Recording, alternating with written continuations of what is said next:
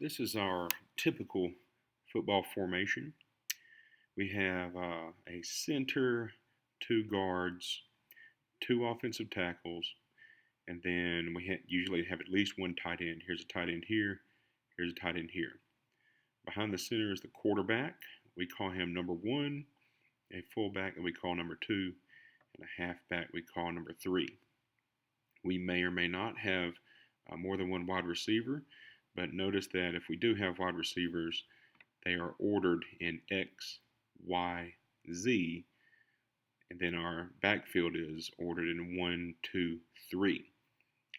We have, notice I have 1 and 2 in our, what we call the A gap. See, these are our gaps right here. The A gap, we're not allowed to run in the A gap in Pee Wee football, but those are the gaps.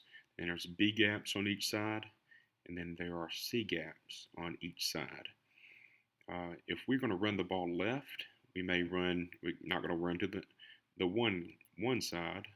We could run into a 3 or a 5, the 3 B gap or the 5 C gap. Or we could run outside, that's to the 7. Or on this side, we could run to the outside, that's the 8. So I'll get those out of the way for a moment. If we were going to run with the fullback to the left side, in between the guard and the tackle, we would call that a 23. In a 23, I would take my running back, take my fullback, and he would go right up in here. If we were going to run, let's say, a 36, we would take our running back, and he would run right up in here. We usually have some sort of blocker, so our fullback would go in front of him. Fullback would go first and try to get that middle linebacker, and then our halfback would run and try to break free. We have a number of different options we can do. We can move this X tight end outward. So now instead of a tight end, we have a wide receiver, and our wide receiver is X. Then we have a tight end Y and a wide receiver Z. We can flip flop. We can put our this tight end on the other side if we want to. If he's still X, or he's still the Y tight end. We have X, Y, Z. But if we do that, we have to have 7 men on the line. So since this tight end is here, our wide receiver needs to back up. The wide receiver's back, and this one needs to cover the line. So here he is in the line now. So we can flip-flop our formations. We just have to have our wide receivers know if you see a tight end there, you back up. If you see the tackle there, you cover him on the line of scrimmage. There are multiple formations we can run. On this one, I took my fullback and I moved him to tight end. So we have a strong right. That tells me the tight end goes to the right side. And this is called the wing formation. Sometimes the wide receiver is close, like this. Sometimes they're further out. But the wing formation is good for running an end around one way or the other. So you essentially have 3 running backs, and we may run some of that this year. But we're focusing really on understanding this I formation. It's called an I formation because we have the quarterback, fullback, and halfback in an I. We want them to know if your number gets called, then you're taking the ball to, let's say, a 34. Well, the running back's he's number 3, right? So a 34 goes right here. Or a 36 goes right up in here.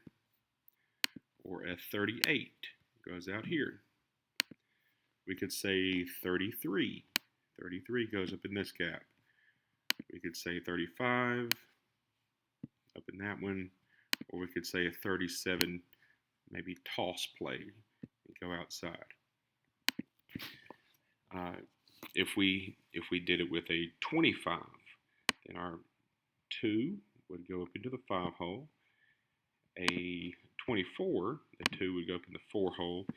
But again, we're never going to run up into the A gap, so we won't run a 22 dive or a 21 dive or something like that.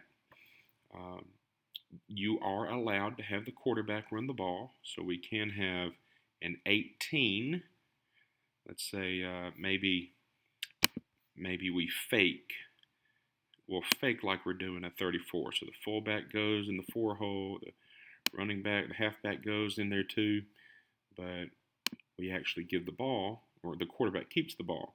So he'll pretend like he's giving them the ball, but then he can back up and do a 15 and go in that hole, or a 17, whatever we want him to do. So that's sort of the basics of understanding how we run the ball in our offense.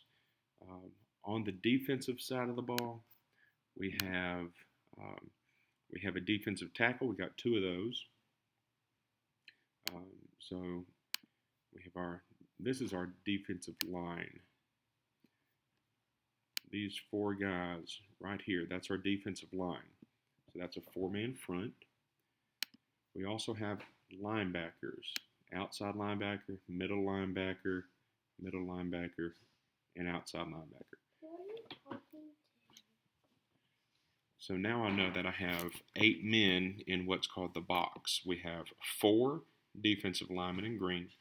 We have 4 linebackers in blue. That is known as a 4-4. That's a 4-4 defense. And that's where we're going to be running all year long. Our linebackers, they don't have to worry about filling in the 1 gap, remember, because nobody's running the ball into the A gap. So this A gap on each side, nobody's running in there. So their main assignment is to decide where if let's say the fullback comes over here, well, I need my linebacker to take him on and stop that. And then I'll need my other linebacker to come over here and find that halfback somewhere, make that tackle. I need this outside linebacker. I need him to stop that man here and keep anyone from going outside of him. Same thing with this one. He's got to get off of him and make sure no one can run outside of him. So he's put up his wall there, and he forces this running back. If the running back tries to run the ball his way, he gets stuck and has to come up. Or if he tries to run the ball this way, he gets stuck and has to come up. That's when our other guys, if he gets stuck and has to come up, then I want this middle linebacker to stop him there. And that's sort of the basics of our operation.